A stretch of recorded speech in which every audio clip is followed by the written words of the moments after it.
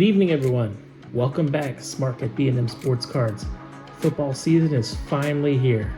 We got some games we can discuss. Eagles look in great shape. Jalen Hurts and Saquon Barkley got that team rolling, even without Jalen Carter and the whole Dak Spitgate. Kansas City Chiefs did not get it done. They looked a little inept on the secondary side, just getting back into it. I've never seen QJ and 33-year-old Keenan Allen so wide open on seemed like every other play. So Spagsley's got some things to work on there. I did sell a Jaden Daniels PSA 9 Premier jersey patch. Funny story, my sales, they're not great yet. I'm just starting out. It's going real slow in the beginning. I maybe have 190. Well, with this sale, I finally broke $200 on some of my flips. It's a total of like 21 cards total sold out of the 200 and something that I have on my shop right now. But I had to been over the last 2 weeks, like 15 offers. I had this up for like $38, and I think I was in $22.50 on it, and I got a ton of offers for $30. I think $30. Everybody was talking to each other because they were all sending offers for $30, and I would respond back for $36, and they would respond back with $31, and I would just decline the offer because I was like, he's playing the Giants week 1. He's going to do well. His card's going to jump up in value again because everybody's going to be on the hype train again, especially after a nice layup game like the Giants. So I just held strong. And sure enough, today, without any negotiations, they just bought it now for $38. So came out on top on this one. So that was a pretty nice score.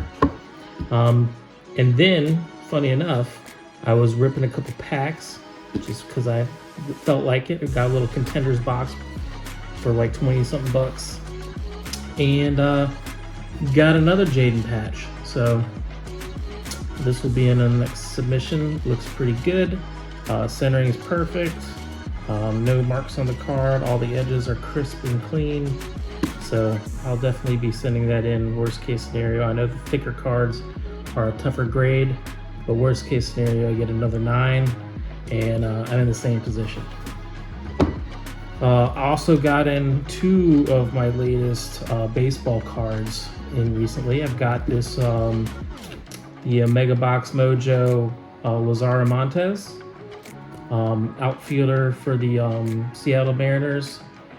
Doing excellent right now. Got a lot of power. I believe he's 27 on the top MLB's top 100 list. So I got this one perfectly centered on the front and back. I mean, perfectly centered. But there is a slight line, so this one's definitely probably going to get a 9, but I'm going to send it in anyways. I also got this Justin Crawford first Bowman. It is also perfectly centered. This one has no marks on it. There is a slight on the back. You can see it's kind of over this direction, but on the front, it is perfectly centered on both sides here and top to bottom. So just depends on the grader. I'll send that in as well. I do have a couple more Justin Crawfords. I do have a Jesus Mate coming in, and then I'm looking currently for Basalo, who just got called up to Orioles this year. Looking for a couple of his cards. He's been struggling a little bit on the Orioles so far. I think he's hitting like 204 right now. But I think next year he's going to be pretty much a mainstay. He's got a big power bat. He's a huge prospect. So I'm going to get into him a little bit.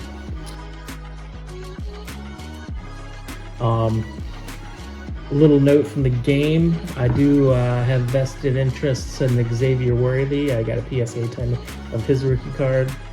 And what is up with Kansas City receivers getting knocked out by their own players? Friendly fire, man. But Worthy's getting his MRI on Monday, so hopefully that comes back okay. I've got some Worthy in my dynasty squads that are really hoping that there's nothing wrong here.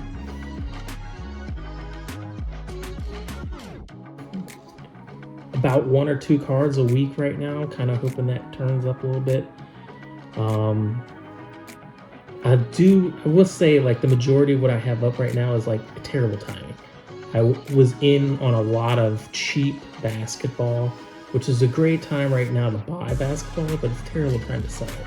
Season's not coming up for another couple months, so hopefully as the season comes along for basketball, I'll get some more sales, and then I can use that money to get into more baseball for spring training, and then eventually football after this season to get those into the right time. Just starting out in the last month in like 2 weeks. So I came in ready to roll for some football, realized it's too late for football. We need to start buying basketball, and now I'm learning along the way. I know I have to get my footing in the door, get the word out there. I've made some business cards that I can add into my sales and maybe get some more traction. I'm trying to find alternative ways to reduce my shipping costs so I can get a lower pricing and still make my margins. My spreadsheet's very detailed. It goes through everything that I purchased so far, all the materials that I need, cost of goods, all the eBay fees, grading costs, very detailed. So I wanted to keep accurate record. So now when I'm selling these cards, I mean, I can't look at it and be like, oh sweet, it sold that card for $5. I gotta look at it and be like, oh look, I made 40 cents on that thing. I need to find some way to get a little bit more edge out of there. So looking at that, and you know, just gotta persevere, keep going, keep it up, keep posting every day, keep the algorithm happy. Same thing with YouTube. YouTube's slow right now. I got like 9 subscribers. Some of my videos don't get views for days on end. I get it. I'm brand new. I'm not exactly exciting. This is a small niche space, this whole sports card industry here. But I'll just keep going at it, keep putting out content. Hopefully get a following. Maybe we'll do some lives and stuff like that. You know, just gotta see where it goes. Like, I'm not looking to make any money off of this. This is too niche of a market to make money off of this. This is purely just for me. Also maybe another way to get a few more customers to the eBay store. I'm talking about what I'm buying, and I'm showing on the screen the things I'm picking up, the things I'm going to be posting on my stuff. Like, I got, like, when basketball season rolls around, you know, I got like 40 Jeremy McCains up there. I got Stephon Castles, tons of Wimbies, Reece Shears, Alexander Sarr, I already said Stephon Castle, but like, yeah, that's good. That's great. But right now I'm barely getting anything, so I need to get some more diversification up there. I get more screen time, reach more people, social media, going to card shows and stuff like that. So this is just the beginning. I'm very stubborn, hard-headed, so I'm going to keep doing this until it works. But I appreciate anybody who comes in and sees these little short videos. We'll see how they do going forward, how many people enjoy the content, and I'll keep pushing, expanding. Maybe we'll have some discussions about, like, more in-depth discussions on players and where I rank them and what I see in the future for them. Like Jaden Daniels, for instance. Like, I'm happy to get off of this now, because unless he goes out and wins the Super Bowl this year, I mean, his pricing, I mean, this is a PSA 9 of just a random refractor prism premier jerseys. Like, this is not like big time stuff. And you know, his card market right now is priced to the absolute top. There's no way it sustains. Would I be happy if it did? Absolutely. I have several more Jadens. I would love for them to increase value, but I'm not expecting that, because like I said, if he doesn't make it to the Super Bowl, then, you know, those expectations get much lower. And when expectations go down, so does card value. Same thing with any prospect that I buy.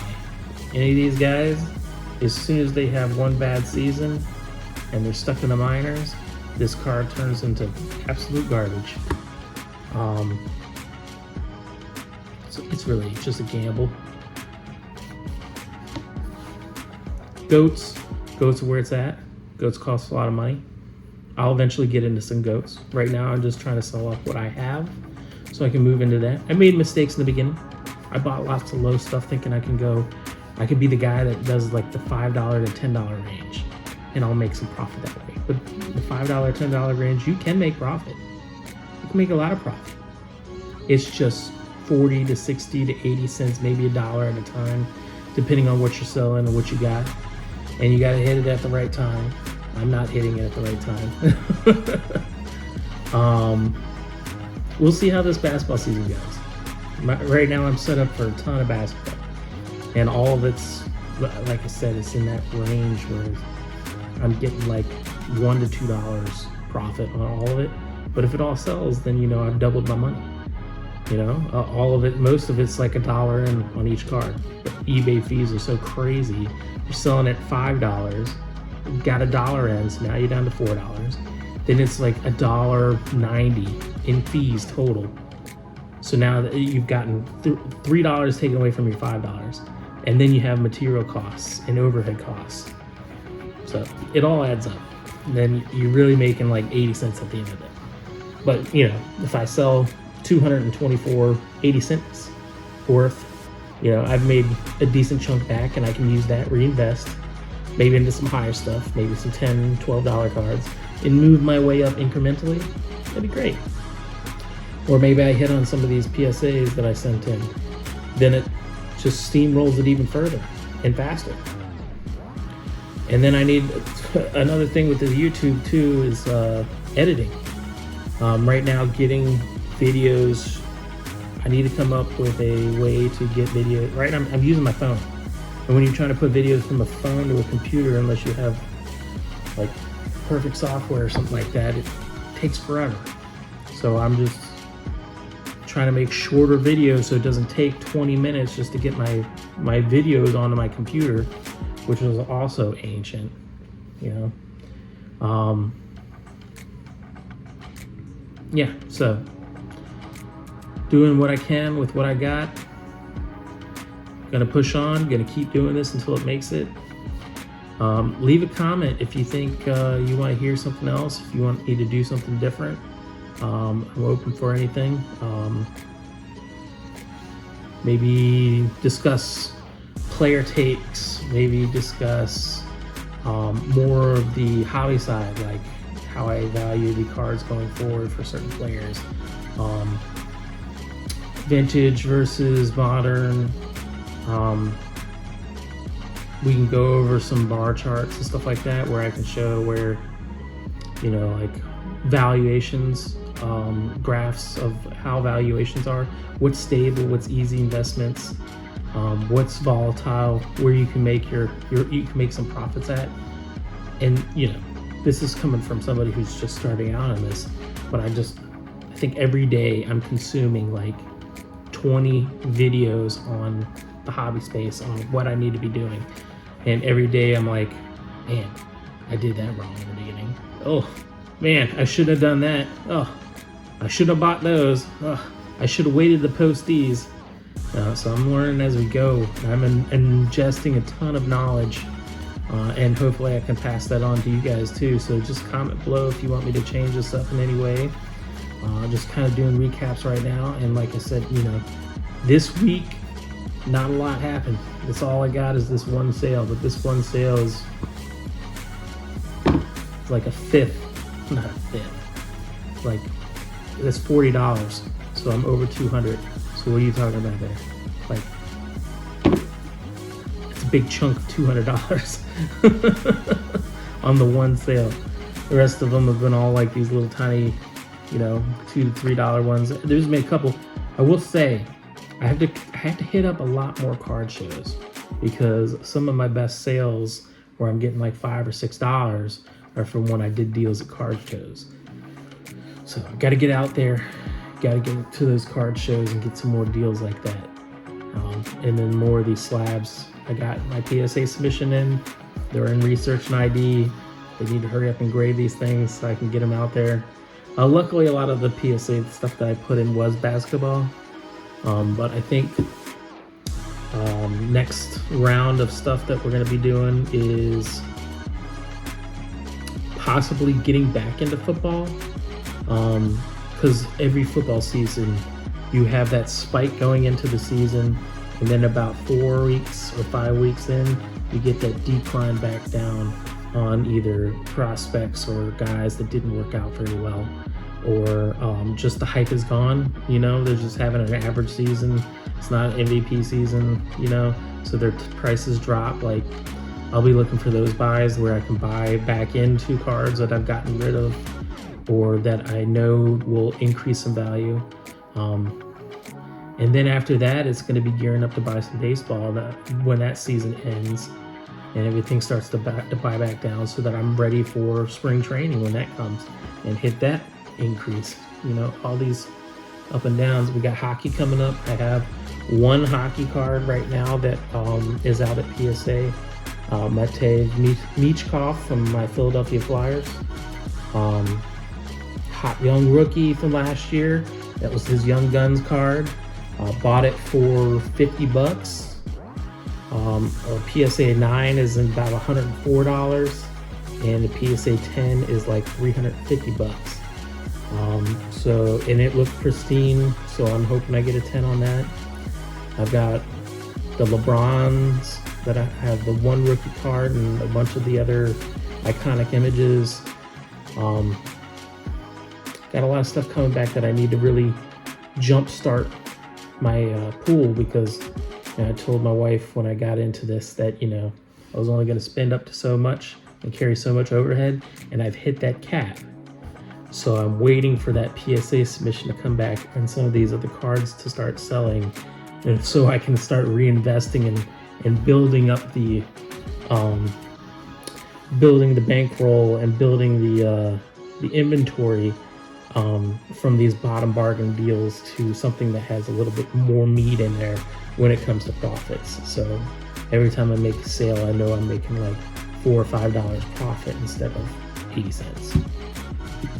All right, just rambled on for 18 minutes here, so appreciate everybody tuning in. And like I said, comment below if you think there's something else you need to hear or something I need to stop rambling on about. All right, thanks everybody.